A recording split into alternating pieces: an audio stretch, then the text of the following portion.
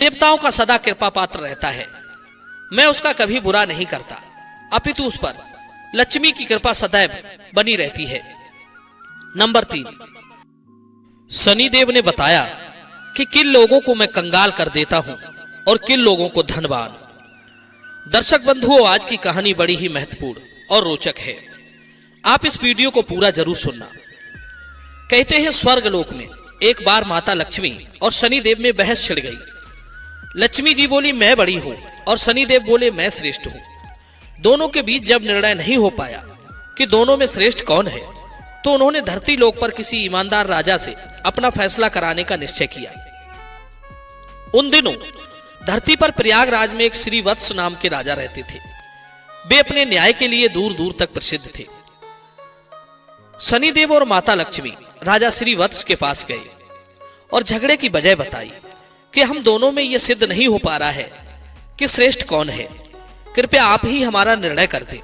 शनिदेव और माता लक्ष्मी की बात सुनकर राजा श्रीवत्स बहुत बड़े धर्म संकट में फंस गए कि दोनों में से किसको बड़ा कहा जाए। यदि शनिदेव को बड़ा बता दिया तो माता लक्ष्मी रुष्ट हो जाएगी और लक्ष्मी रूठ गई तो हमारे राज्य की सारी धन वैभव संपदा नष्ट हो जाएगी। यदि शनिदेव को रुष्ट कर दिया तो शनिदेव अपने कोप से नष्ट भ्रष्ट कर डालेंगे। राजा साहब जब किसी नतीजे पर नहीं पहुंची तो शनिदेव और लक्ष्मी जी उन्हें एक माह का समय देकर चले गए और कहा कि हम एक माह बाद आएंगे, तब तक तुम खूब सोच विचार लो। दर्शक बंधुओं, उनके जाने के बाद राजा की रातों की नींद हराम हो गई। वे हर क्षण इसी बात को लेकर सोचकर चिंतित रहने लगे कि एक माह के बाद जब शनिदेव और माता लक्ष्मी आएंगे तो वो किसे श्रेष्ठ बताएंगे, क्या निर्णय देंगे। उनके सामने परिस्थिति बहुत ही विकट थी। वे जानते थे कि एक को बड़ा बताएंगे तो दूसरा नाराज हो जाएगा और उन पर, उनके राज्य पर बहुत बड़ा संकट आ सकता है। राजा की चित्रांगना नाम की एक पतिव्रता रानी थी। पति को अत्यंत चिंता में देखकर रानी ने पूछा, महाराज आप किस बात को लेकर परेशान हो, कृपया अपना दुख हमसे कहिए। राजा ने अपनी पत्नी को सारा हाल कह सुनाया। रानी ने राजा को एक सुझाव दिया कि देखो, तुम अपने मुख से किसी को बड़ा या छोटा मत बताओ। अपनी अपनी जगह दोनों ही श्रेष्ठ हैं। उनके बड़े छोटे का फैसला आप उन्हीं पर छोड़ दो। आप एक काम करो, एक सोने का और एक चांदी का सिंहासन बनवाओ। दोनों का आसन अपने सिंहासन के दाईं और बाईं ओर रखवा दो।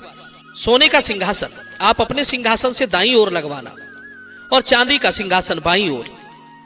एक माह बाद जब शनिदेव और माता लक्ष्मी आएंगे तो लक्ष्मी जी आपके दाईं ओर का आसन ग्रहण करेंगे, क्योंकि वे माता स्वरूप है, और शनिदेव आपके बाईं ओर वाले आसन पर बैठ जाएंगे।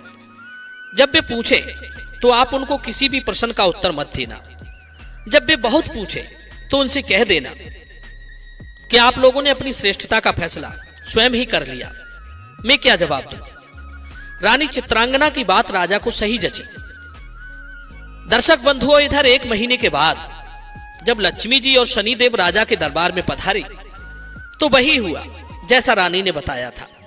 माता लक्ष्मी तो सोने के सिंहासन पर विराजमान हो गई और शनिदेव चांदी के सिंहासन पर। जब उन्होंने अपने श्रेष्ठ होने को लेकर राजा से निर्णय मांगा तो राजा ने कहा कि तुम दोनों ने स्वयं ही अपने बड़े छोटे होने का फैसला कर लिया है, इसमें मैं क्या कह सकता हूं। दर्शक बंधु, यह सुनकर भगवान शनिदेव खिन्न होकर चले गए।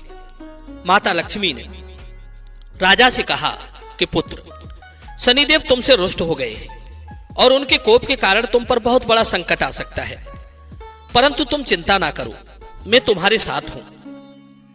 शनिदेव ने राजा पर ऐसा कोप बरसाया कि उनके राज्य में भयंकर अकाल पड़ गया।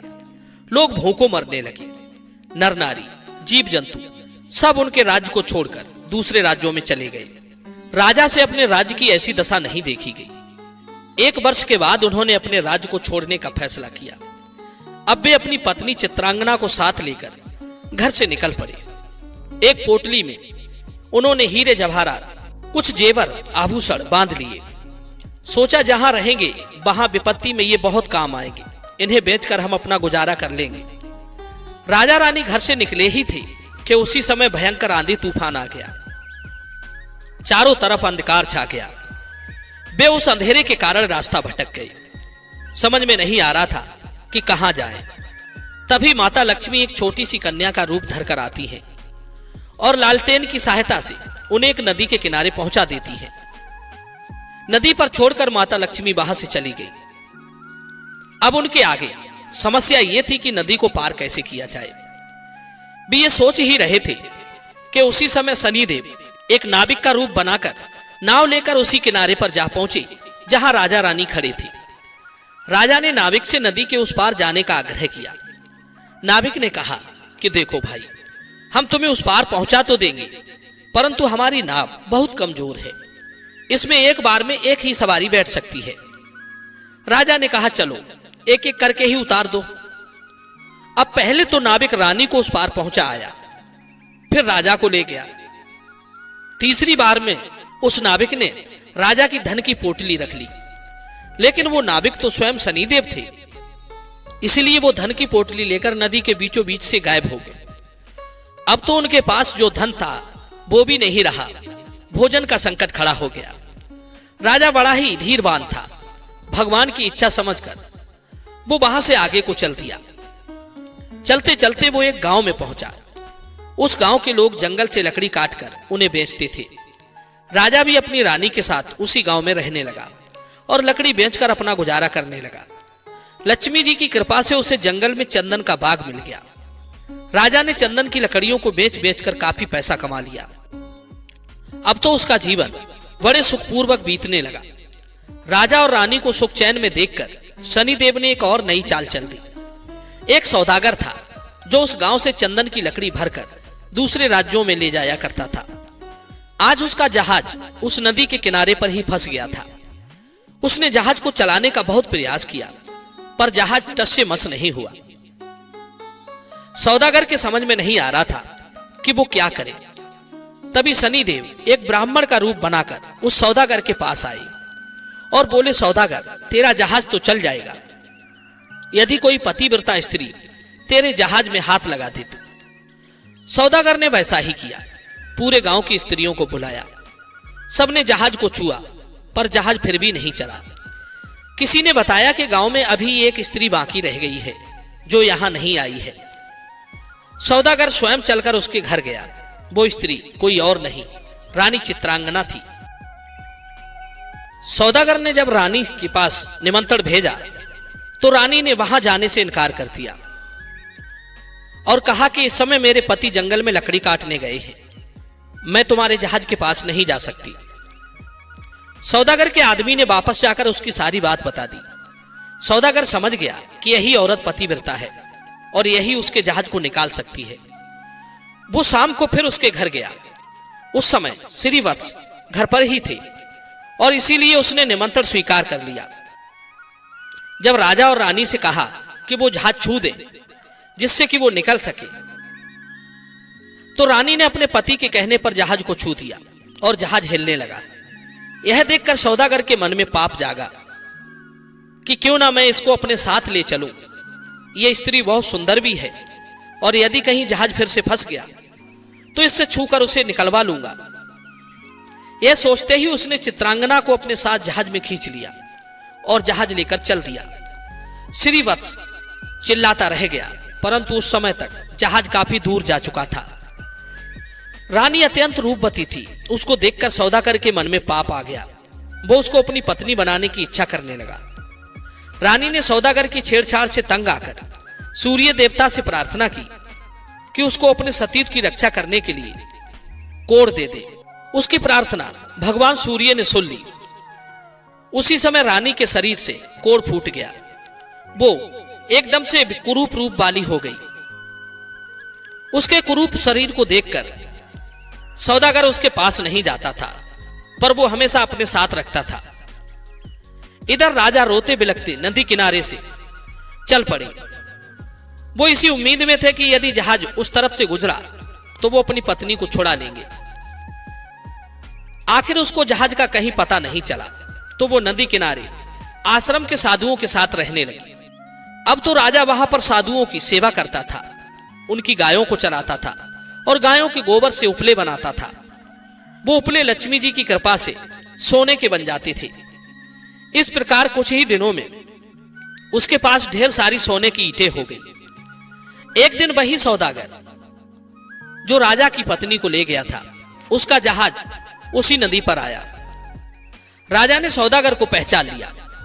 उसने सौदागर को ईंटें दिखाकर कहा कि यदि सौदागर उसको साथ ले चले तो वे सोने की ईंटें सौदागर को दे देगा। सौदागर ने राजा को पहचान तो लिया था, परंतु सोने की ईंटों के लालच में उसे अपने पास बैठा लिया। ईंटों को भी जहाज में भरवा लिया। जब जहाज चल पड़ा तो सौदागर ने राजा को नदी में फेंकवा दिया। राजा की चीख पुकार राजा की रानी ने सुन ली और उसने तुरंत एक तकिया जल में फेंक दिया। उस तकिए के सहारे से राजा एक पुल पर पहुंच गया, जहां आते जाते जहाजों से चुंगी ली जाती थी। राजा को वहां के लोगों ने निकाल लिया। उन लोगों ने राजा से पूछा कि वो कौन है और कहां से आया है। तो राजा ने कहा कि वो एक अत्यंत दुखी आदमी है, उसका सब कुछ लुट गया है, उसके पास कुछ नहीं बचा है। वहां के लोग उसको पकड़कर राजा के पास ले गए। राजा ने राजा से नौकरी मांगी। राजा ने श्रीवत्स को अपने यहां बगीचे में माली का काम दे दिया। दर्शक बंधुओं, राजा की एक पुत्री थी। उसके लिए नित्य फूलों का सुंदर गजरा एक मालिन लाती थी। एक दिन राजकुमारी ने मालिन से पूछा कि आजकल गजरे कौन बनाता है, बहुत सुंदर गजरे बनाता है। मालिन ने राजकुमारी को बताया कि एक नौकर नया आया है जो बड़े ही सुंदर गजरे बनाता है। राजकुमारी ने उस नौकर को देखने की इच्छा जताई। जब उसने राजा को देखा तो वो उस पर मोहित हो गई और राजा से ही ब्याह करने की जिद ठान ली। राजा ने बहुत मना किया, परंतु जब राजकुमारी नहीं मानी तो उन्होंने लाचार होकर दोनों का ब्याह कर दिया और जंगल में एक मकान दे दिया। धीरे धीरे समय बीतता चला गया।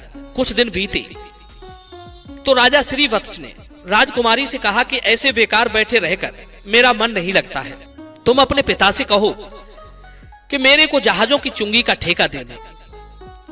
राजकुमारी ने अपने पिता से यह प्रस्ताव रखा तो राजा ने भी कहा ठीक है।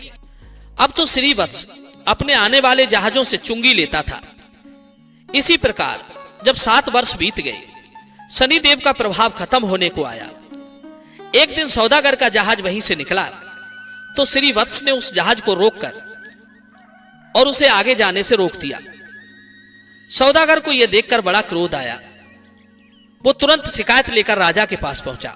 राजा ने जब श्रीवत्स से पूछा कि वो सौदागर के जहाज को क्यों नहीं जाने दे रहा है, तो श्रीवत्स ने बताया कि महाराज, इस सौदागर के पास मेरी सोने की ईंटें हैं, ये मेरी सोने की ईंटें नहीं दे रहा है। राजा ने कहा तुम्हारे पास क्या प्रमाण है कि इसके पास जो ईंटें हैं वो आपकी हैं? तो श्रीवत्स ने कहा महाराज, आप इसे दरबार में सब लोगों के सामने बुलाइए। वे ईंटें एक तरफ से जुड़ी हुई है। यदि सौदागर ईंटें खोल देता है तो ये सारी ईंटें उसकी हैं। यदि वो ईंट नहीं खोल पाता है तो उन ईंटों को मैं खोलकर दिखाऊंगा। वो ईंटों को दरबार में लाया और सौदागर से कहा गया कि यदि तुम्हारी ये सोने की ईंटें हैं तो तुम खोल दो, और यदि तुम नहीं खोल पाते हो तो वो ईंटें तुमसे ले ली जाएंगी। दर्शक बंधुओं, सौदागर शाम तक उन ईंटों को खोलने का प्रयास करता रहा, परंतु उससे एक भी ईंट नहीं खुली। अंत में जब शाम हो गई तो राजा के दामाद श्रीवत्स की बारी आई और उन्होंने चंद क्षणों में ही उन ईंटों को खोल दिया। तब राजा ने पूछा कि वो कौन है, तो श्रीवत्स ने पूरी कहानी बताई कि महाराज, मैं और मेरी पत्नी चित्रांगना को इस सौदागर ने छीन लिया है। कृपया मुझे मेरी रानी दिलवा दीजिए।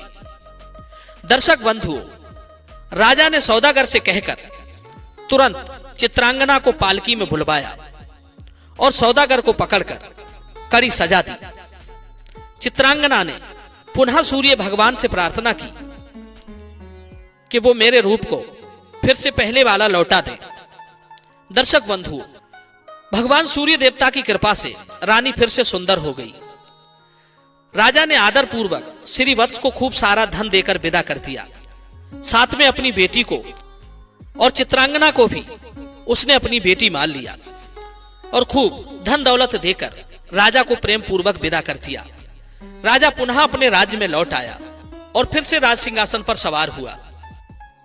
एक दिन शनिदेव ने प्रकट होकर के राजा श्रीवत्स से कहा, राजन, हम दोनों की स्पर्धा तो एक बहाना था। हम आपके सत्य की परीक्षा ले रहे थे। अब मैं तुम्हें बता रहा हूं कि कौन से लोग नाश को प्राप्त नहीं होते। नंबर 1, विपत्ति में भी जो अपने धर्म को और सत्य को ना त्यागे, उसका कभी नाश नहीं होता, अपितु देवता लोग भी उसकी सहायता करते हैं। नंबर 2, गरीबी आने पर भी जो अन्याय का मार्ग ना चुने, पाप का धन ना खाए, वो देवताओं का सदा कृपा पात्र रहता है। मैं उसका कभी बुरा नहीं करता, अपितु उस पर लक्ष्मी की कृपा सदैव बनी रहती है।